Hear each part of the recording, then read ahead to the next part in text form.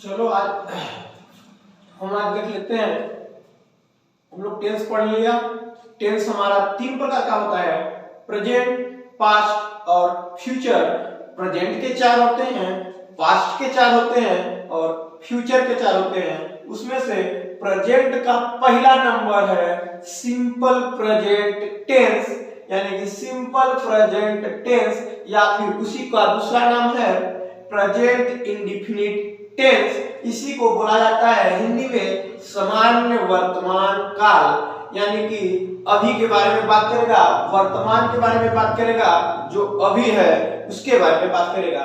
तो इसकी पहचान सामान्य वर्तमान काल, सिंपल प्रेजेंट टेंस यानी कि प्रेजेंट इंडेफिनिट टेंस को कैसे पहचानेंगे कि इसी टेंस का है। हम लोग तो देख लिया कि 12 हम लोग टेंस देखे, उसमें से हम लोग कैसे जानेंगे कि सिंपल प्रेजेंट का ही है। तो हम लोग चिन्ह लेंगे, कैसे पहचान कर लेंगे कि वाक्य के अंत में ता है, ती है, ते है, आदि, ते है, आदि शब्द आते हैं। इस तरीके का अगर शब्द आ जाएगा किसी वाक्य के अंत में, तो हम लोग जान लेंगे ये सिंपल प्रेजेंट टेंस का वाक्य है।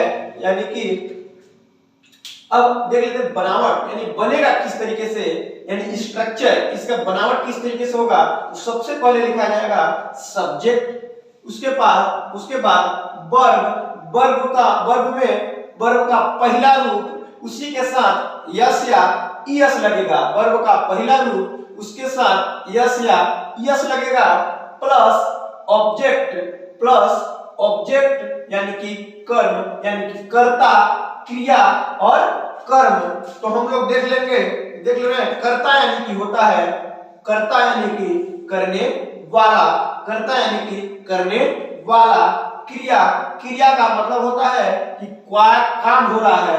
क्रिया यानी कि जिसमें हम लोग हिंदी में पढ़ा था, जिस शब्द में ना आ जाए, जैसे नाचना, गाना, नहाना, पीना, आना, जाना, मारना, यानी कि लास्ट में जा रहा है, ना आ रहा है, उसी को बोला जाता है क्रिया यानी कि वर्ब। उसी के साथ यस या यस लगेगा।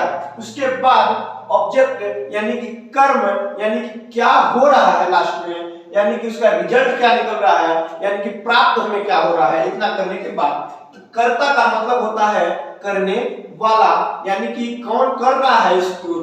किसी वाक्य के अंदर किसी कर्ता यानी करने वाले का नाम रहेगा, यानी कि करने वाला कौन है उसी को बोला जाता है कर्ता।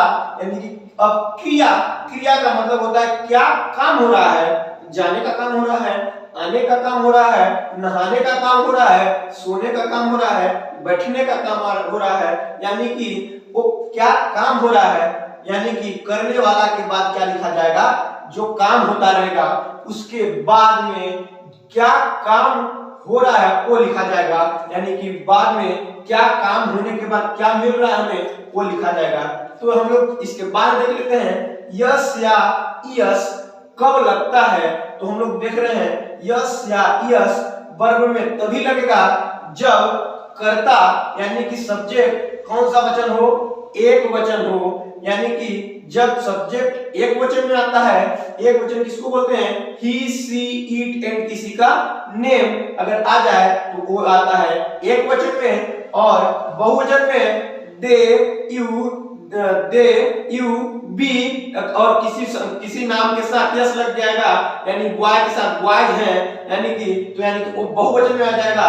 यानी बहुवचन के साथ यस या यस नहीं लगता है।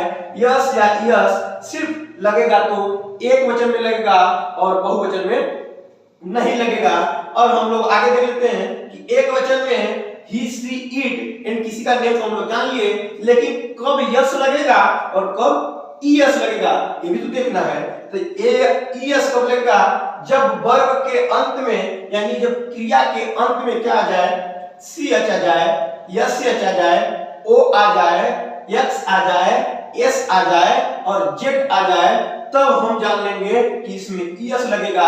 अगर ए सब वर्ड नहीं आ रहे हैं, किसी वर्ब के अंत में ए लेटर नहीं आ रहा है, तो जान लेंगे कि इसमें क्या लगेगा, यस लगेगा, यानी कि जो इतना आएगा हम लोग जान लेंगे इसमें यस लगेगा, अब बाकी में क्या लग जाएगा, यस लग जाएगा। और कब लग रहा है भाई, जब एक वचन हो रहा है, यानी कि कर्ता कब, जब एक वचन रहेगा तब यस या यस लगेगा, अदरवाइज बहुवचन में यस या यस नहीं लगेगा, यानी कि नहीं लगेगा।